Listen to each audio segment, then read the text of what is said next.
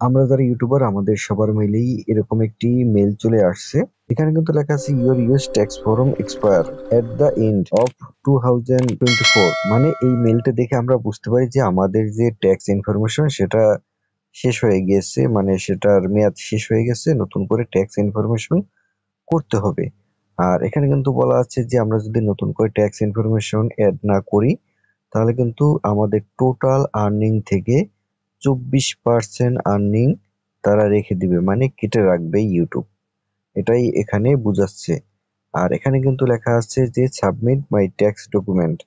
এখানে কিন্তু এই যে ক্লিক করে এখান থেকে আপনি ট্যাক্স ডকুমেন্ট আপনি ফর্ম পূরণ করতে পারবেন। এই যে নিচে যে লেখাটা আছে, যারা ইংলিশ বুঝেন না তারা এটা বুঝতে পারবেন না, তারপরে আমি আপনাদেরকে বলে দিচ্ছি।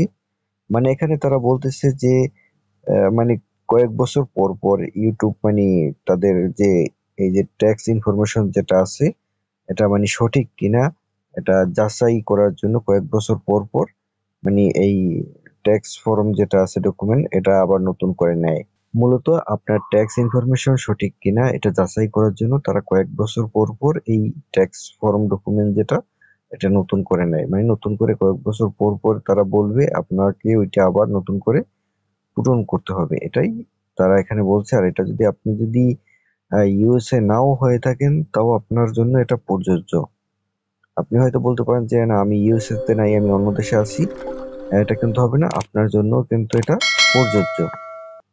আর এখানে বলা আছে যে আপনি কিভাবে এই ট্যাক্স ইনফরমেশনটা পূরণ করবেন সেটা কিন্তু এখানে লেখা আছে। আমি তাও আপনাদেরকে দেখাবো যে কিভাবে আপনারা ট্যাক্স ইনফরমেশন নতুন করে সাবমিট করবেন।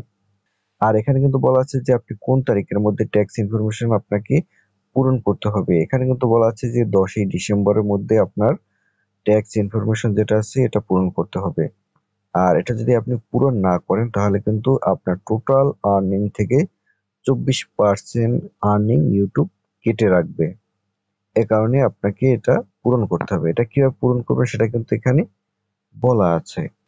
এটা পূরণ করার জন্য আমাদেরকে Google AdSense A log in করতে হবে। Google AdSense A log in করার জন্য মানে সাইন ইন করার জন্য এখান থেকে আপনার জিমেইলের যে লোগোটি আছে এটার উপরে ক্লিক করবেন। এখান থেকে গুগল অ্যাকাউন্টে ক্লিক করবেন। এখান থেকে ডাটা অ্যান্ড প্রাইভেসিতে ক্লিক করবেন। এখান থেকে নিচে চলে যাবেন স্ক্রলিং করে। এখান থেকে দেখতে পারবেন অ্যাপস অ্যান্ড সার্ভিস। এখান থেকে এই যে তীর চিহ্নের একটা অপশন পেয়ে যাবেন, এখানে ক্লিক করবেন। আবার স্ক্রলিং করে নিচে চলে যাবেন, নিচে গিয়ে দেখতে পারবেন অ্যাডসেন্স, এখানে ক্লিক করবেন। এই দেখেন আমি আমার গুগল অ্যাডসেন্সে লগ ইন করে ফেলেছি, মানে সাইন ইন করা হয়ে গেছে। এখান থেকে আপনি এই যে মেনু বারে ক্লিক করবেন। এখান থেকে আপনি পেমেন্টে ক্লিক করবেন। এরপরে পেমেন্টস ইনফোতে ক্লিক করবেন। এখান থেকে আপনি ম্যানেজ সেটিং এ ক্লিক করবেন। এখানে কিন্তু লেখা আছে ইউনাইটেড স্টেট ট্যাক্স ইনফো। এখানে এই যে পেন আইকন এখানে ক্লিক করবেন। এখান থেকে ম্যানেজ ট্যাক্স ইনফো এখানে ক্লিক করবেন। এখান থেকে মূলত আপনার ট্যাক্স ইনফোটা অ্যাড করতে হবে। যাদের ট্যাক্স ইনফো অ্যাড করা নাই তারা এখান থেকে অ্যাড করে নেবেন।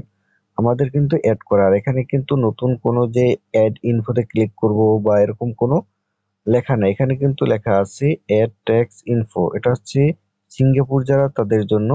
এখানে দেখেন এই আমি ক্লিক করলাম, এখানে কোনো অপশনই আসতেছে না। আর নতুন যে ট্যাক্স ইনফোর যে আমি দিব সেটাও এখানে কোনো অপশন পাচ্ছি না। আর আমি যেটা দিলাম সেটা কিন্তু অ্যাপ্রুভ আছে। এই যে নিচে দেখতে পাচ্ছেন অ্যাপ্রুভেড, মানে এখানে অ্যাপ্রুভ করা আছে। তারা যেভাবে যেভাবে বলছে আমি কিন্তু সেখানেই চলে আসছি। এখানে আসার পরেও কিন্তু এখানে নতুন যে ট্যাক্স ইনফো আপডেট করব সেটার কোনো উপায় পাচ্ছি না, কোনো অপশন পাচ্ছি না। আর আমার কিন্তু আগেই ট্যাক্স ইনফরমেশন অ্যাড করা আছে, এ কারণে কিন্তু নতুন করে আর লাগবে না। আর যাদের অ্যাড করা নাই তারা ট্যাক্স ইনফো এখান থেকে অ্যাড করে নেবেন। এরপরেও যাদের ট্যাক্স ইনফরমেশন আপডেট করা আছে তারপর যদি নতুন করে আবার আপডেট করা লাগে সেটা আমি আরেকটি ভিডিওতে বলবো, আপনারা সেই ভিডিওটি দেখবেন, তাহলে সবকিছু বিস্তারিত বুঝতে পারবেন। আর যাদের আপাতত আপডেট করা আছে মানে ট্যাক্স ইনফরমেশন দেওয়া আছে তাদের আপাতত আপডেট করা লাগবে না। যদি আপডেট করা লাগে এ নিয়ে আমি আরেকটি ভিডিও তৈরি করব, আপনারা সেই ভিডিওটি দেখবেন তাহলে সবকিছুই বুঝতে পারবেন।